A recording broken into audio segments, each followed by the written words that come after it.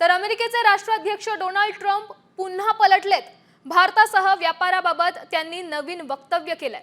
व्यापार कराराबाबत भारताने अमेरिकेला शून्य टॅरिफची ऑफर दिल्याचा दावा करणाऱ्या ट्रम्पनी आता भूमिका बदलली आहे। आता पुन्हा एकदा डोनाल्ड ट्रम्प यांनी टॅरिफवर विधान केलंय। सध्या अमेरिकेला भारतासह कराराची घाई नसल्याचं त्यांनी म्हटलंय। भारताने अमेरिकन वस्तूंवरील सर्व शुल्क रद्द करण्याची ऑफर दिली आहे असं ते म्हणाले। डोनाल्ड ट्रम्प पुढे म्हणतात, भारताने याबाबत अधिकृतपणे काहीही जाहीर केलेलं नाहीये। त्यानंतर अमेरिकेसाठी त्यांचं शुल्क हे 100% कमी करण्यास तयार आहेत असं देखील ते सांगतायत। अमेरिकेला भारतासोबत करार करायची कुठलीही घाई नाही असंही ट्रम्प म्हणाले। बाकी देशही आमच्यासह डील करायला इच्छुक आहेत, त्यामुळे हळूहळू पुढे जाईल असं त्यांनी स्पष्ट केलं।